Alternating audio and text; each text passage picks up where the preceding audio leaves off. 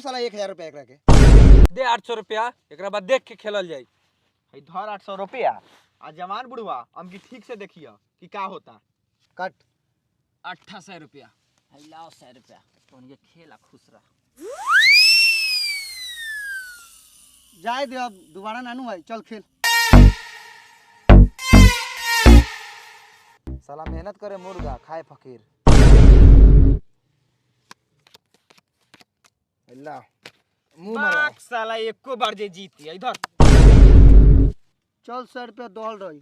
चल हिला भाई बोतला रहरा के सारे लोगन बोर्ड मंगाओ तरन कौन पे बोर्ड ला रहे नहीं रे भालू 200 रुपया लेके लो साला एगो लंगटे घरे आदमी आ तू साला मांगा तारे फेरू 200 रुपया ले गेला। हां रोक साला के बताओ तनी साले यहाँ वृद्धा पेंशन बटाते रहरा के साले पैसा ले लोग आओ तरन धर मुटक कर लाओ 100 रुपया लाओ काट ली एक का 200 इधर एक का 200 डंटे लो।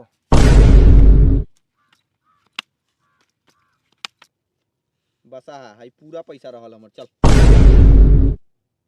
कितना उड़े जितना 2 4 6 700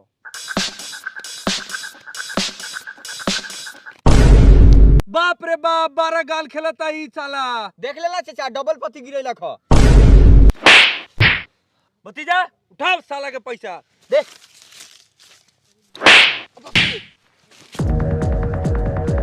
गाल खेल बेटे साला तू।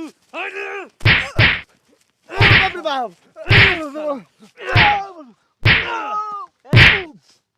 साले जाने मार दे हम।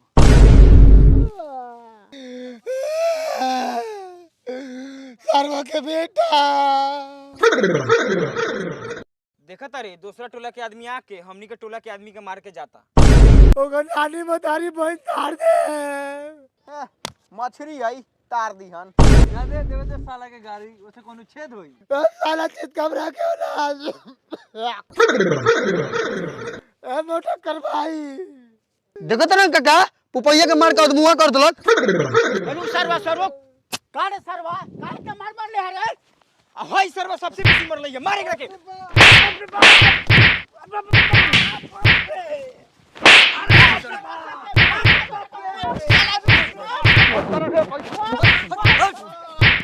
साला पैसा साला छोड़ दे साला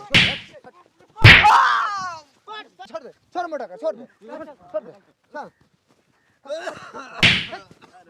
साले पैसा जीत के देबो साले हमारा टोला से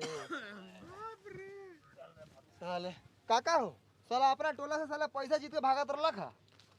अब भतीजा हो चाचा हो अब भतीजा हो ओ चाचा का हाल बाऊ अब बड़ी स्थिति खराब बा हो। बाप रे सरवा बड़ी मार मरले बारे बेटा कर हां सरवा नया जैकेट पहन के आल बा छीनी का छीन छीन साले के छीन साला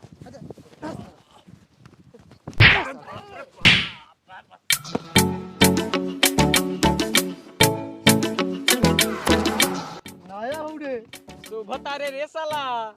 चाचा हो ई टोला के साला सब गोरा मिला रहेला सब साला दोगला बा। जादेम की 10-20 गोरा सेम साला सा रुक बहुत बोलता साले रसूलपुर से पैसा जीत के जाएबा राधा। हां ऐसा रुपया धर भुजा पकौड़ी सब कोनो खा लिए ठीक बा आ काका के एगो चाय पिया दी है। ठीक बा बहू हमरा के दूगो चाय पैकेट खैनी किन दी है। ठीक बा काका चलो ठीक बात चल चल गरम पकौड़ी। तो हेलो गाइस वीडियो कैसी लगी मुझे पता है आप लोगों को वीडियो बहुत ही अच्छा लगा होगा क्योंकि मेहनत भी बहुत ज़्यादा हुआ था। तो गाइस अगर अच्छी लगी होगी तो वीडियो पर एक लाइक कर देना एक कमेंट कर देना और अपने दोस्तों में शेयर भी करना और हमारे चैनल पे आप नए हैं तो सब्सक्राइब करना नहीं भूलिएगा। और दोस्तों अगर घर बैठे बोर हो रहे हैं तो आप लाइव ऐप को डाउनलोड कीजिए लिंक नीचे डिस्क्रिप्शन में आप लोगों को मिल जाएगा। हाँ तो गाइस वीडियो देखो और एंजॉय करो फिर मिलते हैं next time bye bye bye guys. Up loud.